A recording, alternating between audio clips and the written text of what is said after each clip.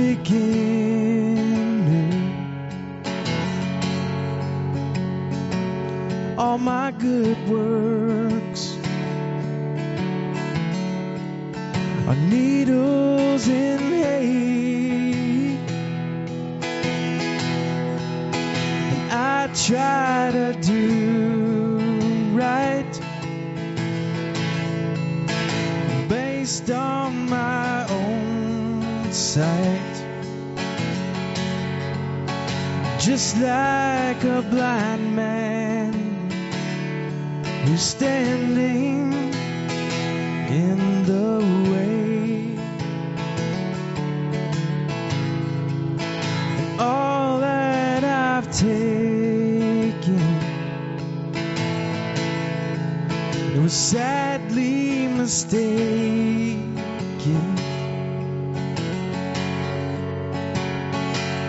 to bleed for my own, for my sake. Now everything I have was stolen or borrowed. All that I've taken is much more than I can take. I was a fool in the quickness of the sand, and I was a leper trying to save my own skin. But now I'm a man who knows where I stand on the rock of ages. That's where I stand.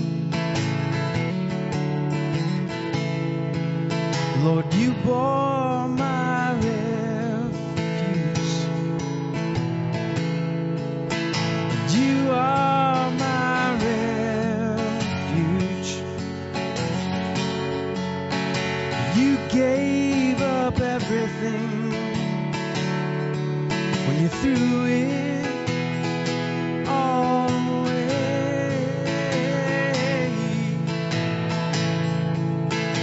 You gave me life new.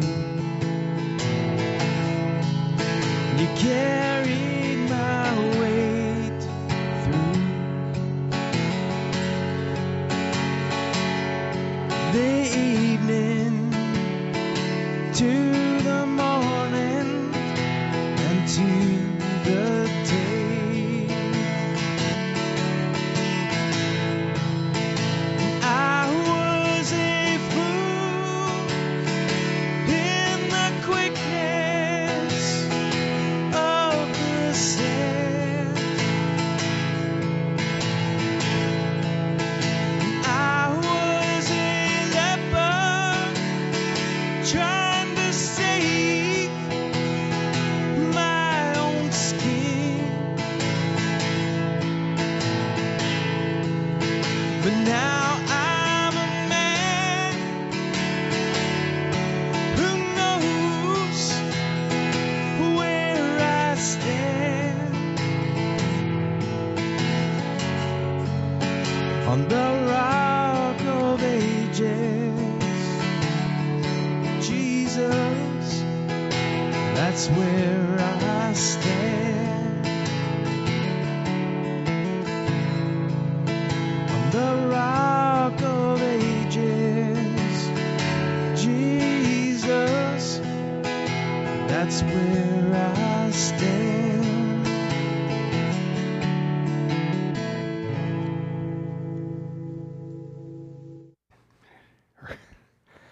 Welcome to Calvary Chapel Greenville, Texas on a wonderful Wednesday night. Oscar, are you happy to be here? Yes, sir. All right, we got that one. All right, anybody else happy to be here? Nobody? Okay, we got a few. I see some low raised hands, like I'm kind of moderately there.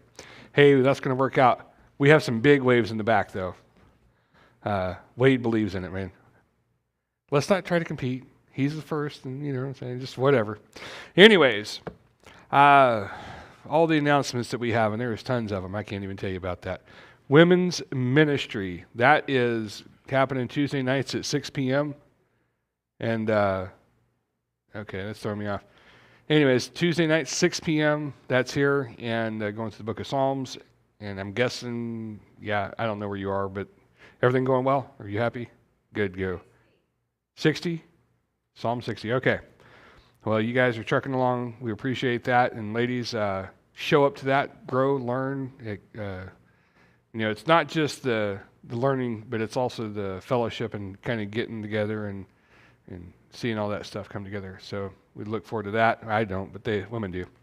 Book of Job is what we're going through on Wednesday nights, and we're going to talk about some cool stuff tonight. Who in here likes to talk about unicorns? There we go. So we're going to talk unicorns tonight. Anyways, that's my teaser to you. Otherwise, on Wednesday nights, it could be the first Wednesday. The next one's coming up is December 4th. And, of course, Don will be doing his thing and then also have communion that same night. After that, we do have men's prayer Friday mornings at 6 a.m. 6 a.m. Whew, that's early. But you know what? It works out. So we'll see you guys there for that. Men's breakfast. The next one coming up is November 23rd, which is the Saturday ahead of Thanksgiving. With that being the Saturday ahead of Thanksgiving, then, everything's okay, right?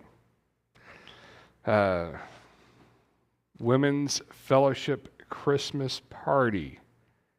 It's on a day that is very small and fuzzy. December 8th at 12 something. It's after service, 12 something. We're going to have to put this on a note for me. There's a lot of information right there. There's a white elephant. We got to get a bigger TV. I'm sorry. Hold on. Having these old eyes, There's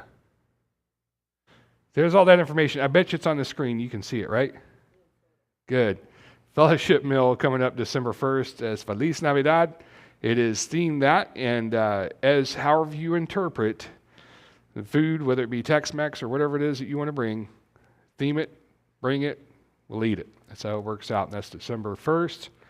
After that, we have, remember the Salvation Army Volunteer to Ring. That's about to be a done deal. That happens, they start that on Thanksgiving at the Cowboys game, and so that's when that begins. I don't know if they're going to start before that or not. And I'm not in charge of anything Red Cross, or Salvation Army rather. Whoever's doing that. All right. Sunday morning is going through 1 John, and there's our address. That happens at 10 a.m., so there's good to go there. And anything else have I forgotten? No, good. Sometimes I get it right. All right, we are in the book of Job. And what you're thinking, the book of Job? Seriously? Absolutely. So we've been going through the book of Job, and we've been going through it for quite some time. We've seen all the things that happened. Most of you have been caught up on this multiple times over, so I'm not going to rehash it. Who in here needs it rehashed? Good. It makes it easier that way. So last time that we were together, we were looking at it, and Job was hearing from God. And you're thinking, wait a second, what? Job is absolutely hearing from God. God is really kind of straightening him out. He's been doing that. And he gives him these questions, and there's tons of these questions. Some people count it into the 70s. I am counting them as we go. And so there's some that could be like 2 questions technically, even though there's not a question mark inserted right there. And so you can make your arguments back and forth, whether that's a question, 2 questions, or whatever you want it to be.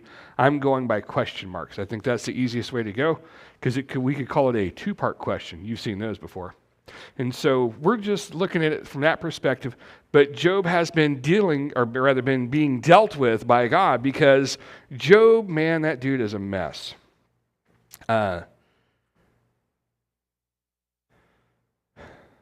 Job, while he thinks he's kind of got it figured out, the reality is he just doesn't. But as God's questioning him, he asks all these questions. Of course, Job never really has the ability to answer. They're more or less rhetorical questions, the questions which you can't give an answer to. And so, it's kind of a difficult task. One of the things, and I wanted to point this out as we got started today, we're going through animals today. And you're thinking, what, animals? Oh, absolutely animals. What's fascinating, and for me in the book of Job, is what's really fascinating is understanding at deeper depths and levels than we already do. Now, people make fun of the Bible for varying reasons, and we'll talk about that here in just a moment. But there's things that we don't really think about with animals. If you're not a farm person, or you're not, pet and zoo or whatever, I don't know how you guys do this thing. If you've never been to Colorado, seen the stuff there, if you've never been in different wild places and seen all the things happening, you may not relate to this. We don't live in the mountains, right? In the mountains, you'd be able to see different things. And so for Job's perspective, a lot of this may have just made perfect sense, but he wasn't able to really, argue with it, obviously. But what's interesting is God is continuing to really work into Job the idea that, where were you when I started this? Where were you when I, caused the foundation of the earth? And to that, Job's answer has to be, well, I wasn't there. That's kind of a bummer, You think, well, man, I should know stuff. I am just sick and tired of seeing all these people, these internet geniuses. Have you ever been on the internet, any of you? It's really, they got stuff, man. It's weird. There's a lot of people on there who profess and proclaim to know things. And as you dig in, you think, well, that's not really accurate, or that's not really true. And I don't know, how do you come to that idea? And, where do you get that? And so you have to scratch your head sometimes with some of these people and say, well, what gives you that wild idea? I saw one today and I thought, man, this is going to be pretty good. There was some guy explaining creation to Glenn Beck. And if you know anything about Glenn Beck, he's a professing Mormon. So he doesn't believe the God of the Bible the way that we do. They have a very different belief set. And this guy began describing creation to him, and I'm thinking, right on, man, this guy's going to hear it for real. And then as it progressed, I'm like, this guy's an idiot. He's not really talking about creation in the proper context. In Genesis 1, it says, in the beginning, God created the heavens and the earth, and it labels it out as 6 literal days, and you look at it and you put it together and say, oh, well, then obviously God supernaturally created the world, and this guy was trying to explain millions of years into creation. And I thought, well, that's not biblical. No wonder people like Glenn Beck are so far off the reservation or so far off course, they just don't understand it. But we have people who are just that smart. And maybe they're just internet smart. Job's friends were definitely that way. And they knew so much that wasn't true. They just had all the right answers to all the wrong problems. They just didn't have it right at all. And so as God begins to really rebuke Job and kind of, lay into place, where were you when I did all these things? And can you explain these things? And of course, Job can't explain it. Maybe he sees it. Maybe he's, witnessed things happen, but he can't explain it. Why can't he? Well, because he's not God. I'm about to start the passage reading, but I'm not there yet, so just bear with me for a moment, because normally I should have started reading the passage by this point. But I want you to think about one more thing. Trees. Now, we're not talking about trees tonight, but I want you to balance this as kind of a balance between the two things. Who in here can tell me the exact process it takes to grow a tree? Ain't nobody can. Even the tree scientists, whatever they call themselves, they've got a real name, I just don't know it. Even those guys, they can't really answer everything perfectly because they don't know exactly. But what you find, and we're in that season again, we're going to have a bunch of acorns in my front yard again. And for the last, I don't know how many years, I'm going to pick some up and I'm going to plant them and I'm going to grow myself an oak tree forest, And I have yet to start that process. It just hasn't happened. But what we see is you have this little seed and it goes into the ground. Sometimes it goes into animal ground, we'll say that. And because they'll eat something and it'll process out, and then that's what plants it, which is really odd. That's God's method, not mine. Because I would have been like, no, let's use it in nursery, and properly plant them. But these things hit the ground, they begin to grow. And you look at a tree, you cut it open, you say, well, it's so many years old because of so many rings. Well, that doesn't work out because sometimes you can get multiple rings in a year, and some years you don't get a new ring. And so it's like, well, that's not an exact science, is it? Well, no, it's not. Well, how does the outside crunchy bark looking part turn into solid wood, man? That's weird to me. And so I've got all these crazy questions about a tree, and from a standpoint of looking at a tree, that's incredibly simple. You look at a bug and you think that's more complicated than a tree. True, right? Like a tree, the bug breathes through its outside skin. Exoskeleton. That's why for some reason they absorb oxygen, and you can't get rid of insects. They can go through water, not a problem. It's hard for them to walk through it, so it's easy a deterrent, but it doesn't kill them. And it's like, well, how does that work out? I breathe through my nose. I can't breathe through my skin. And it's like, well, you know what? Some days we have to leave this complication stuff up to God. Doctors, as smart as they are these days, still don't know everything. They just don't. They do a lot of guessing, and I mean tons of guessing. And then they give you some chemicals to try to make you somehow better based on, you don't have a chemical imbalance, but it's just like, well, this is how we know how to fix stuff. Well, I mean, it's just not accurate. And so I would say to this very day, we can't even answer these questions as properly. Now, God's given them the easy questions. I'll tell you that much. Or I'll tell you that much. I'll tell you that. So let's now look in verse 1. Do you know when the mountain goats give birth? Do you observe the calving of the does? Is it not there? Oh, he's pointing to throw me off, that's all. Oh, for him, okay. I was like, whoa, what happened? Do you know when the mountain goats give birth?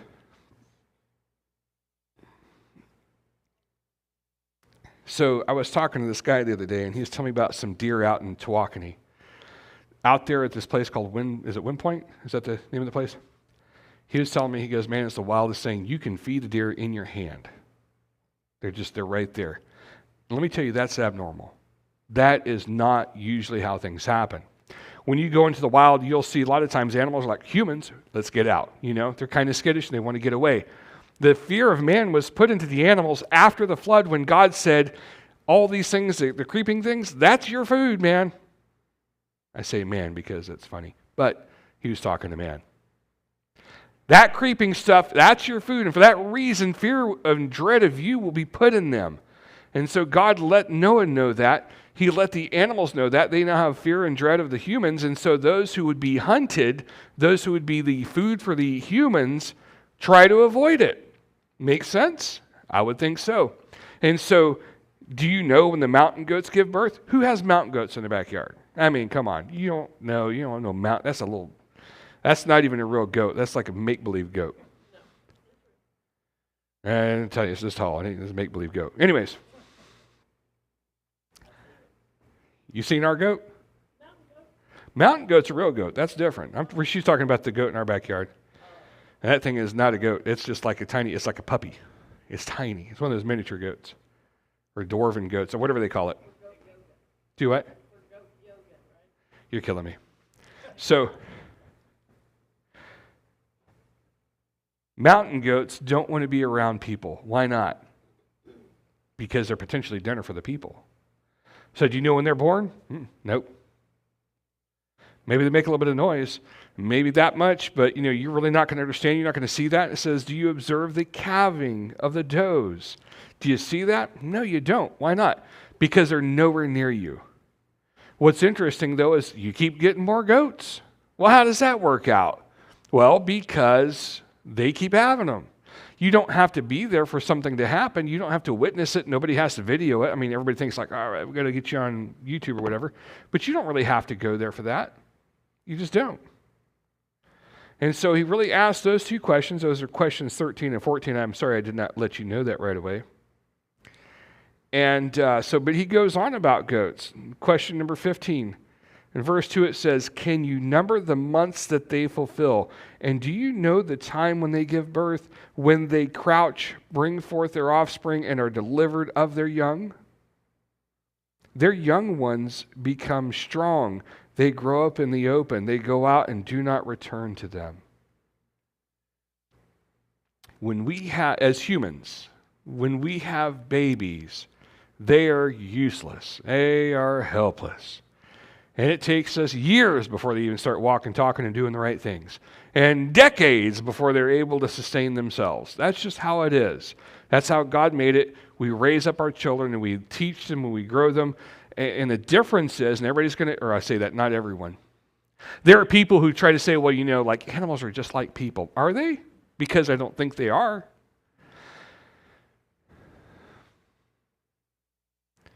I just keep picturing that billboard that says, you know, between pets and food, you know, where do you make the dividing line? You've seen that. Everybody's seen that. That's a great one.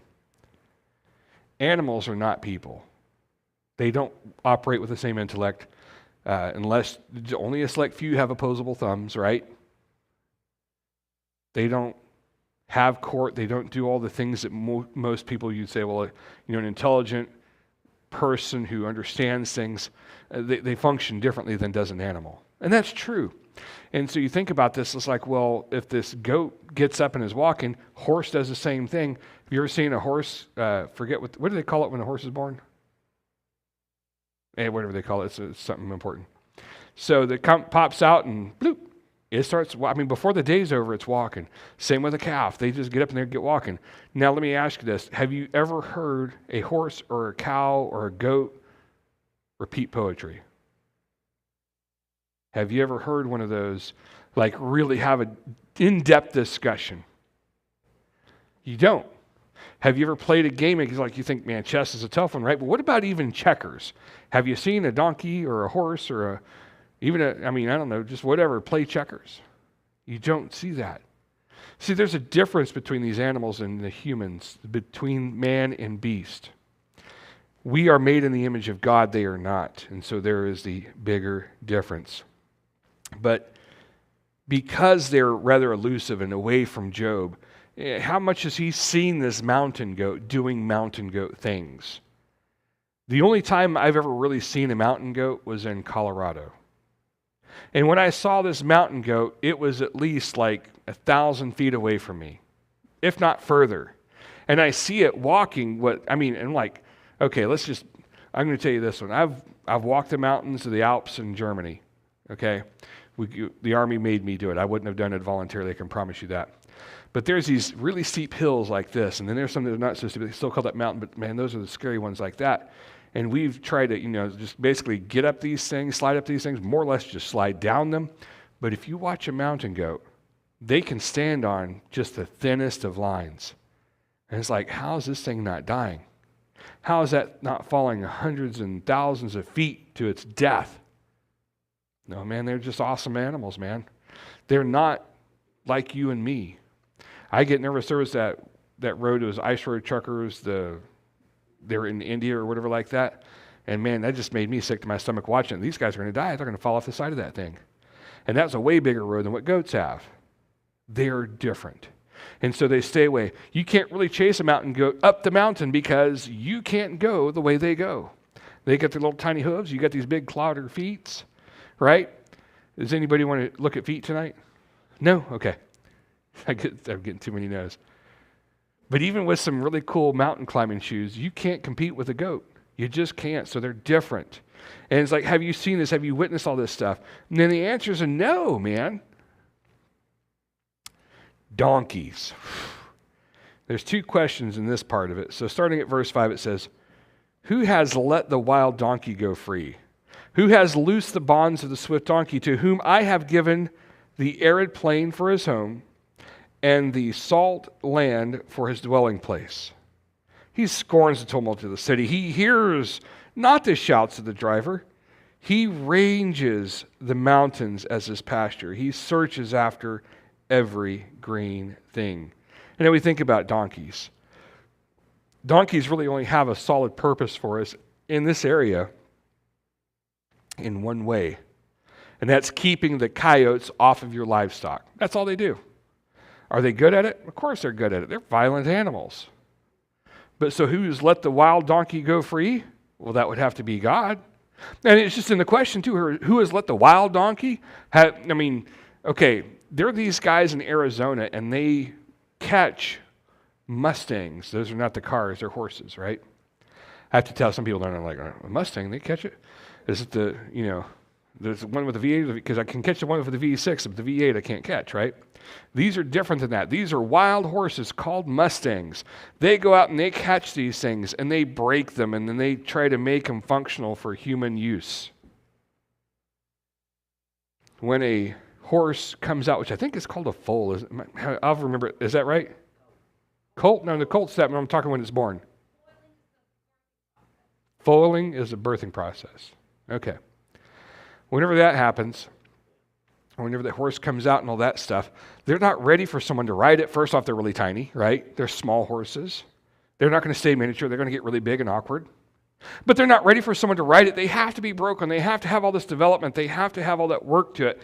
And so you think, well, they're either get them when they're brand new, young, babies, puppies, whatever you call them, or they get them when they're big and old and they're already Mustangs and they're running the frontiers of Arizona and all the places like that. And man, they're over there like crazy. Like, you want a horse? You really want a horse? You're willing to work for it? Go to Arizona and catch one of them things. Now, you're not going to enjoy life. There are cowboys over there whose life is making those things rideable, and they can make good money off of it. But these are also people with a short lifespan. Because, I tell you right now, those things are not friendly to work with. So who can deal with that? And we just think about that. Have you seen those rodeos, right? Where they get on the horses and they start riding their bronco rodeos, whatever like that. Bronco, another horse. So Ford likes horses. And they get these bronco horses and all this, and they're just like riding and going crazy with it. It's hard because they're not tame. You can't control these animals. You can try, and then that's where the part of the breaking happens. But not only did God put them in place, but put them in action, but He gave them a place to be. And you think about it, how many in here have driven across Arizona? There ain't nothing across that place. It's like, what do you see is like, oh, look, there's a different kind of cactus. Ian and I were crossing Arizona years ago, and what did we say? Oh, look, there's a different kind of cactus. Oh, look, a different kind of cactus. Oh, look, a different kind of cactus. And like, how do you eat cactus, man?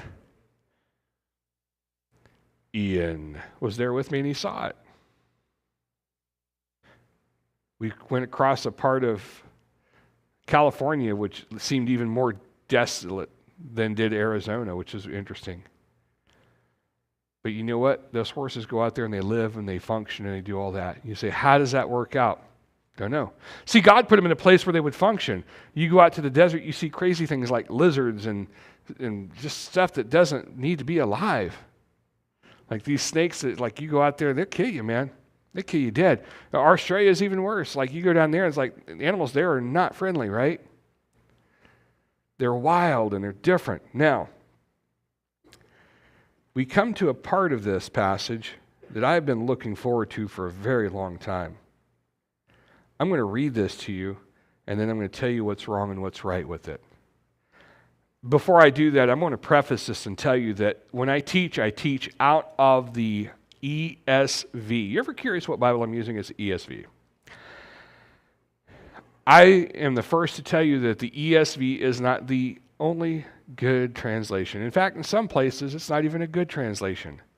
Overall, most of it's pretty good, and that's why we use it. You want to learn actual what's in the Bible? Learn Greek, learn Hebrew. That go that way. I've been working on the Greek side. I'm not quite 100%, but one day I'll get there and I'll feel better about this. But what I do know is, as I read through the Bible, what happens, and the ESV is just as victim as anybody was to it, when we translate with our own bias. And this is important to understand as we read our Bible. That's why we want to learn what it says in the Old Testament in Hebrew and what it says in the New Testament in Greek, because then we take away part of that bias and maybe we look at it with our bias. So when the ESV was translated, it was translated more recently, and some of the things they had in there, they just didn't like, oh, well, we don't see that. And so those of you in here with a King James Bible are going to have a word in this next part that the ESV readers don't have. And it's important. Can anybody guess what I'm talking about? I thought I said it really well. Sorry about that. Let's read through verse 9, 10, 11, and 12 real quick. It says, is the ox willing to serve you? Will he spend the night at your manger? Can you bind him in the furrow with ropes, or will he harrow the valleys after you? Will you depend on him because his strength is great? And will you leave him your labor? Do you have faith in him that he will return your grain and gather it to your threshing floor? And you say, wait a second, with an ox, can you bind him with furrow of ropes? Can you bind an ox? Do what? I'm getting some I don't knows. That's what I wanted to see. I need you saying, I don't know, man. Ox is a slow-moving animal they use to do plowing and all this stuff, right? It's a tough animal. I'm not saying it's a weak animal. I can't bench press an ox, and I can't out-tug-of-war an ox. They're a beast, man. They're a big old beast of burden, and they're something else. But you don't really have the big arguments and fights with an ox that you might find with other things. Now, I just read that out of the ESV. I'm not going to read it out of the King James, but I'm going to change the animal by telling you what the King James uses in theirs. Are you ready for this? Replace the word ox with the word unicorn. Who didn't see that coming? Let me say this. If you're watching the stream, there is a link in the description, and it takes you to a video you need to watch after this is over. Go watch it. For those of you in here, I can send you the link to this video, and it's very informative. I'm going to give you just a small snippet of the information out of that video so that we can be good with this and we understand this. So, ox or unicorn, that's the question, right? So, who in here has ever seen a unicorn? I'm getting some hands not raising. If I were to tell you, and this is they did not use this word when they translated it into the ESV, and it makes it a little bit complicated in here, and here's why. When I say unicorn, what do we think about? A horse with a cone on its head, right? So if I'm to tell you that my Bible tells you that there's unicorns, and you would look at that and say, I've never seen a horse with a cone on its head. And I would tell you, I've never seen a horse with a cone on its head either. But what we forget and what we don't know and what we, just really kind of don't play out well in our heads is when the King James was translated was over 400 years ago. And you know what? Things change meaning. Names, words change meaning. To give you an idea of this, cool used to mean not hot, right? Everybody's heard that? Like, oh, okay, that's cool. And then like when I was growing up, cool just meant it was good. Now, when I was a little bit older, they would say, man, that's stupid. And I'm like, well, that's not good. But they meant that it was really good, and it just confused me, right? So sometimes names can change, or words can change meaning. Here's one that's really easy to do. Back in the old days, what would you call somebody if they were happy? You'd call them gay. You do that today, and they think, well, they obviously like people of the same gender. It's awkward, right? And so people have hijacked words, and they've used it for other things. So rhinoceros, because they could not, I'm sorry, not rhinoceros. I just gave the whole thing. I might as well stop talking now. Unicorn. They get like, what's a unicorn, man? It's a horse with a cone on it.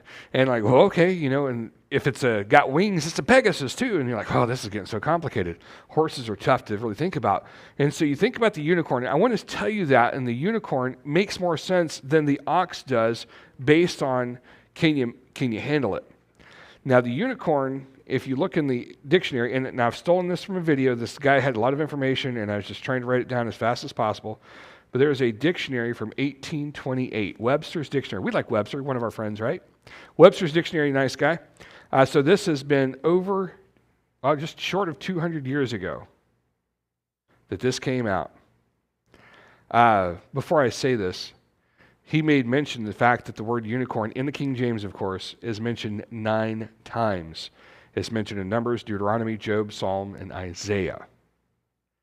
And so when you run across that person who wants to challenge you on, is the Bible real, they start throwing unicorn at you. But once you have this information, you can come back to them and say, you're an idiot. I mean, you don't want to say you're an idiot out loud. You know what I'm saying? You just say, like, let me help you understand this. In 1828, the Webster Dictionary defined unicorn as an animal with one horn, the monoceros. This name is often applied to the rhinoceros. Okay, so it's like, well, that makes it kind of an easy one. There's a problem with it, though. That's the only definition. That gets confusing. Because have you seen a rhinoceros? It's got 2 horns, not one. Notice the things they didn't say. They didn't say it's a horse-like animal with a cone. They didn't say it's some kind of a mythical thing, fictitious creature, or take you down to Greek mythology. They just said this is it's often referred to as a rhinoceros. And so this young man looked up the definition of rhinoceros in the same dictionary, and it says genus of quadrupeds of 2 species, one of which is the unicorn, has a single horn growing erect from the nose. There is another species with 2 horns, the bicornus. They are native to Asia and Africa. So, a little bit of a lesson tonight. Did you know there's such thing as a 2-horn and a 1-horn rhinoceros? There's 2 different kinds of rhinoceroses. Rhinoceri? Anyways, there's 2 different kinds of those things. And so one of them has like the big horn and the little one right behind it, and one of them just got 1 horn on it. And so when we look through there and see unicorn, we see, okay, well, what they're really probably talking about, and we look at, you can go through the Latin and do all this stuff. I'm going to give you the link to the video. It goes way more in depth. I don't have time to go through that. I don't want to reteach the video when you can watch that. But when we look at that thing and we see what's going on, you see that the unicorn could be or should be, or if it's being accurate with what they knew at the time when they translated that, would have been a rhinoceros. Now, rhinoceros get about 12-ish feet long in that. So they get big, right? Who's been to the zoo and seen the rhinoceros? Thing's massive. Can you rope a rhinoceros, cowboys? Can you rope it? No, you can't. What if you try to drag and pull on that thing with a rope? Is it going to drag you like you're not even there? Like it doesn't even feel you. It's that tough and that strong. And so when we look at this, ox doesn't make as much sense as does rhinoceros or unicorn, if you want to go there. So let's reread verse 9 and through, and let's see how it changes itself. Is the wild rhinoceros willing to serve you?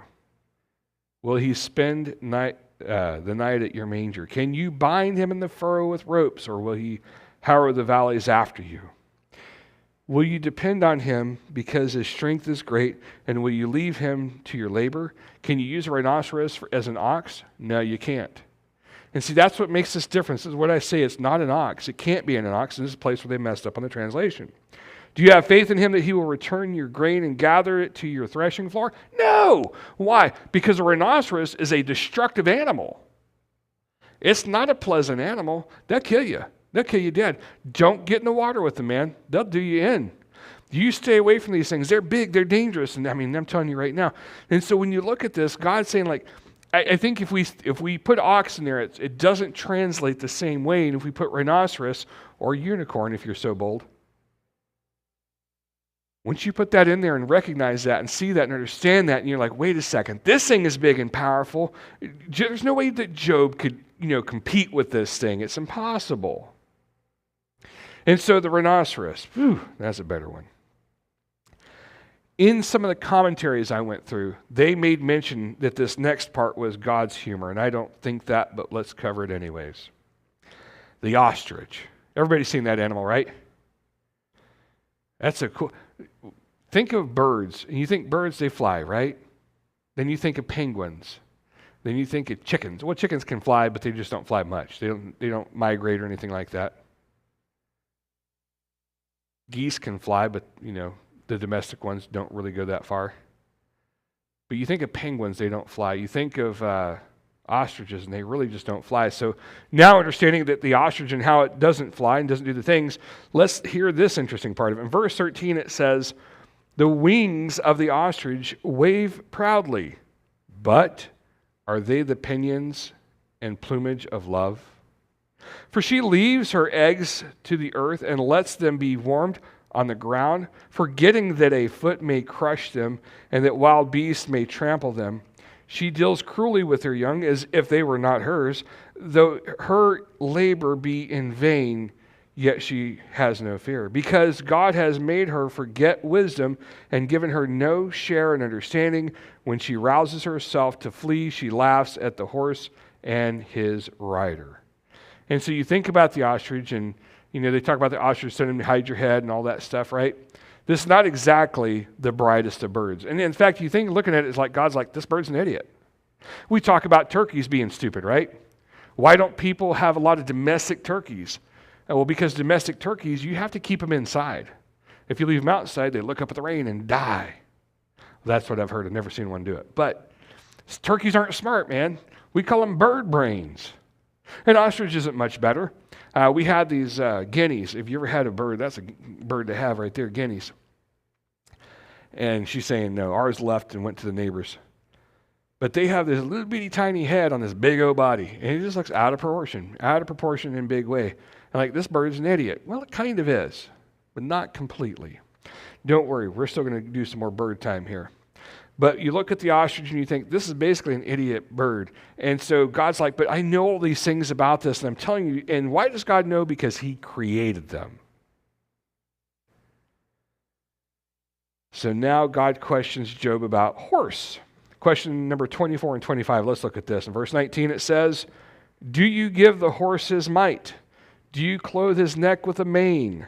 Do you make him leap like the locust? His majestic snorting is terrifying. He paws in the valley and exalts his strength. He goes out to meet the weapons. He laughs at fear and is not dismayed. He does not turn back from the sword. Upon him rattle the quiver and the flashing spear and the javelin. With fierceness and rage he swallows the ground. He cannot stand still at the sound of a trumpet. When the trumpet sounds, he says, aha.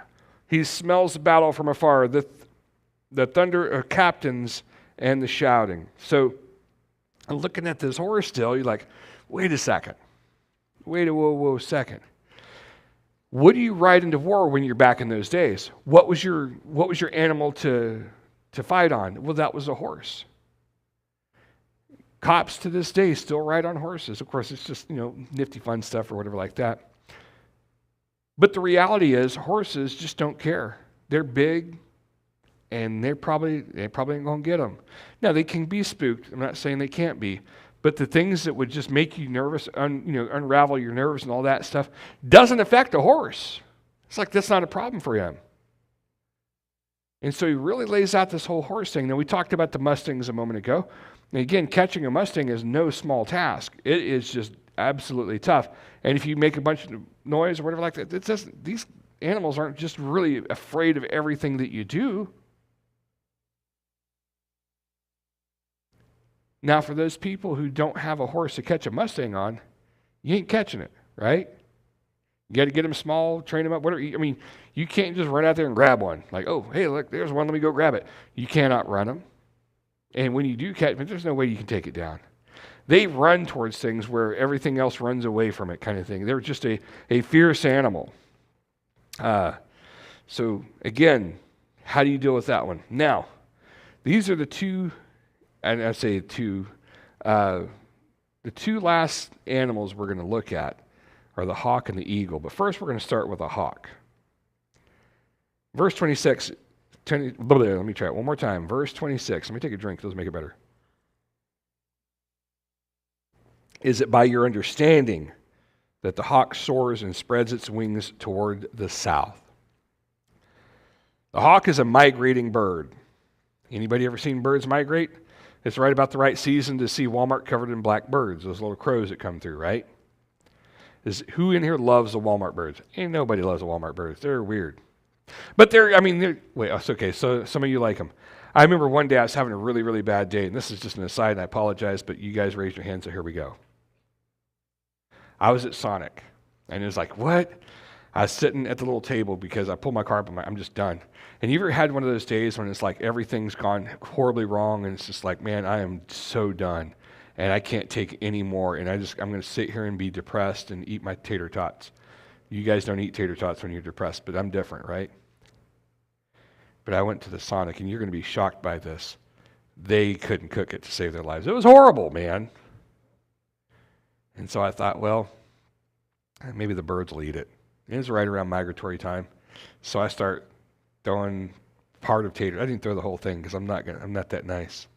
I had to throw a little piece of a tater tot, and all these birds come. By the time I left there, it was just covered in birds. It was fun. I don't know. If they cooked the tater tots right, the birds would have starved. That's all I'm saying.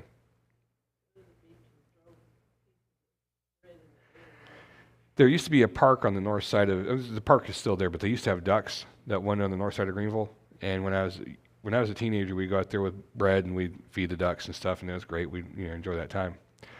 But when you go down to the Gulf, they always tell you don't feed the seagulls, don't feed all that stuff. And like, they don't want those birds up there. Of course they don't.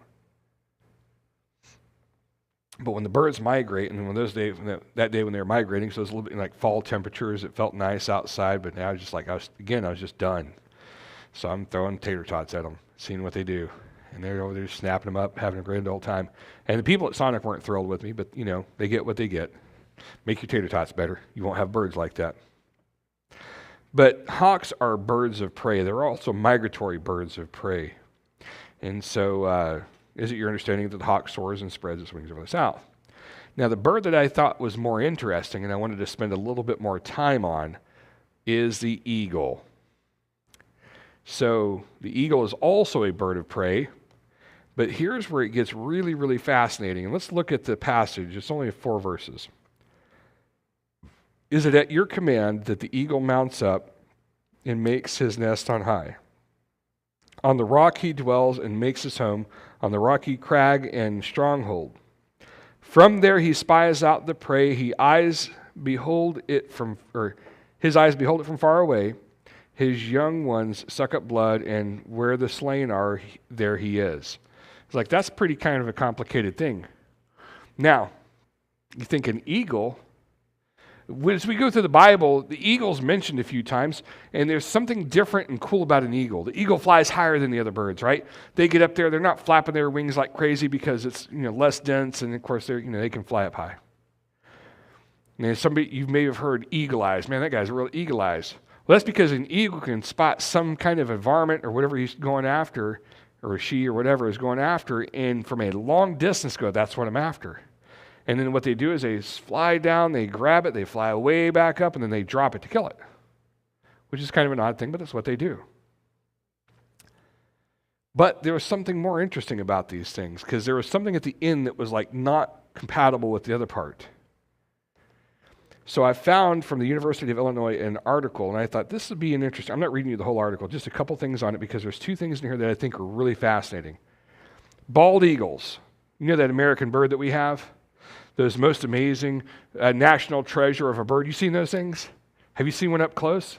I mean, there's more than you think out in this world, and every now and then you get a chance to, like, I was close to one time, I was like, that is so cool. And it's like, but the only reason it's cool is because it's America's bird. It doesn't, that's the only thing that gives it any kind of coolness to it.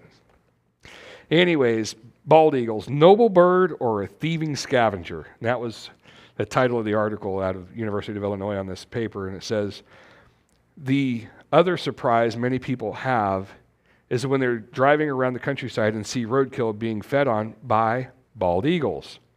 Scavenging dead animals? Yeah, that's what vultures do. Not America's national bird. As it turns out, bald eagles are happy to scavenge morsels of roadkill or garbage. Even on the river in winter, you'll find them trailing after tugboats that chop up hapless fish with their metal propellers. You can also witness bald eagles fight over animal remains. plus many bald eagles, will let others do the hunting and then harass the victor to the point that they abandon their kill and the bald eagle steals the meal. It is truly the animal we picked to symbolize, or is this truly the animal we picked to symbolize the spirit of America?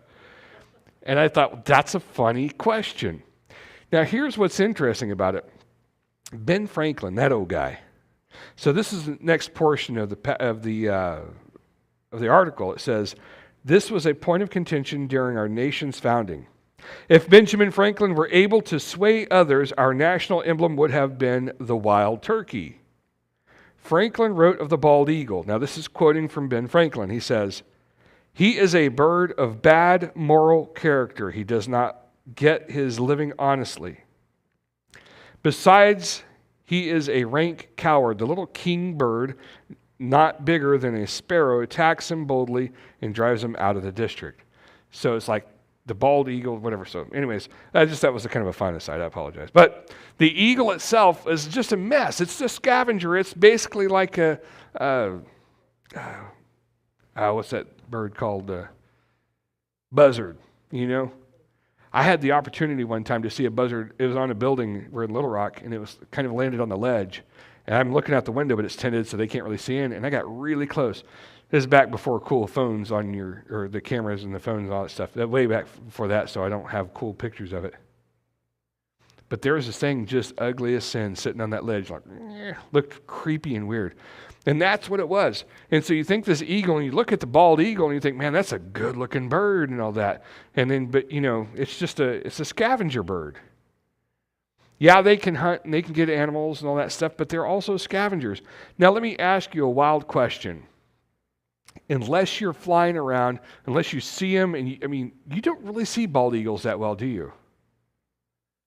If they're on the ground scavenging, if they're perched, nest, or something like that, and they happen to be low, which can happen in Texas because we don't have tall stuff around here, then you see them. But you notice in here in the description, it says they make their nests on high. Their nests are way up there. Their nests are where the predators really can't get after them. Now, if you can't climb and see mountain goats, I'm telling you right now, you can't climb and see the eagles because they're too far up there. And you think, well, this is just a different thing. I'm telling you right now, God knows so many things that are going on. There are animals at the bottom of the ocean right now that if you're to get all the way down there, of course you can't see, it's dark, but you get down there all the way and you see these animals we've never even heard of before, never seen before. Nobody's witnessed these things, but they're animals that God knows. Now, here's the part that I really struggle with. God has put all these variety of animals throughout the entirety of the world, and they function well together. Some feed on these, some, it's but that one's eating that one. Well, that's just how it works. We talked about God's cleanup crew. How many times have I talked about God's cleanup crew? The scavenger birds, the ants, the coyotes, all these different, there's all these things that clean up dead animals. Bald eagles happen to be one of them. Eagles happen to be one of them. Hawks happen to be one of them. Buzzards, you name it, whatever. God has got these things that are out there to clean stuff up. Most people in here would never consider eating an animal like, just kill it by biting it and then eating it down, right? Cats, dogs, they're fine with that. Even little tiny dogs, right, Riley? She's like, "Rrr." Our little tiny dog got a rat this morning.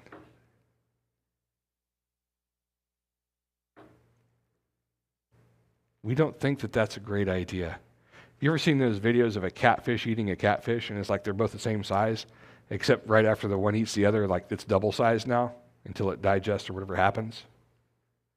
We don't think like that. And we don't think about those things, but God put this into a balance that really works. And Job probably couldn't explain it. You and I, we can't explain it that well. You can study it your whole life, go to school for it, watch the animals, watch all the documentaries where, and they creep across the land. And as the lioness, it's like, you can watch all that stuff. You still won't really understand it. Because there's so many things that are in there. We have a reasonable understanding of things, but I'm telling you right now, there's animals we've never seen. When I was a kid in school, they brought this thing into school one time, and I was like, what is that, man? It looks like a demon. And it was just one of the creepiest looking things I've ever seen in my life. I don't have a picture of it. I saw this thing, like in the flesh, saw this thing. It was stuffed, It was like, is this a practical joke? They said, man, this is an animal that lives. It's a sea-dwelling animal. And it looked like it was a demon. I'm telling you right now, I don't know what that thing was. But apparently they're in the Bahamas and stuff like this. Is it a bad animal? I'm sure it is, man. It's like, ooh, these look ugly. Weird. But those are things that we just don't really see that often. What about the things we don't see? God has put everything into motion in this world that we can function with. They function with each other. The animals function with each other. It's like God has taken care of all this stuff. Even the weird bald eagle that, apparently Ben Franklin didn't think much of. And that's okay if he didn't think much of it. It's like, whatever, that's his problem, not mine. So I want to end this evening going back to what we're really talking about. This jumps us into the next chapter in the first two verses. Now, we will recover these again next week, but I wanted to end on this because I wanted to keep this where we're supposed to be. So now look with me at Job chapter 40, verses 1 and 2. It says, and the Lord said to Job, shall a fault finder contend with the Almighty? He who argues with God, let him answer it. Job and his friends were challenging God. Don't forget that's what was going on here. When God was like, oh, you want the challenge here? You want to see what it is?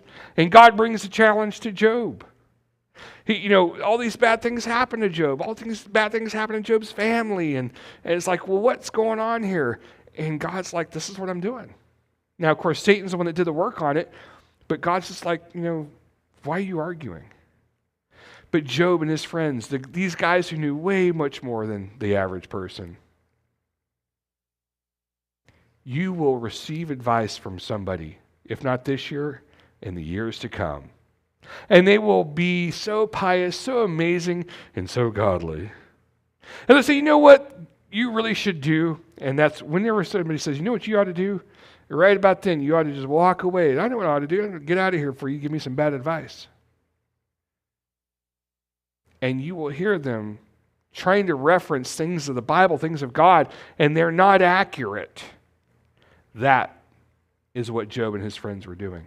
They thought they had some minor understanding or some big understanding, and they really knew nothing. They knew how to find each other's faults, though. Boy, they told Job everything wrong with him. Oh, well, you know why God's doing this to you? And I just love this question. Can that person contend with the Almighty? We're talking about Creator God, the one who made this world in 6 days, 6,000 years ago. Can you contend with that God? Can you stand up against him and just take him down? No. If you think you're that awesome, try it. It's not going to work, but you'll understand afterwards. That person that says, when I die, God's going to answer me these questions. No, he won't.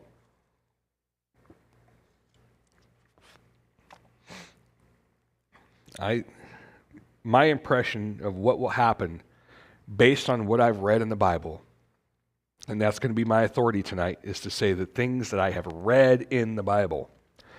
When we meet God, we meet him one of two ways. We either meet him as he's our Savior, or we meet him as we have gone against you this entire time.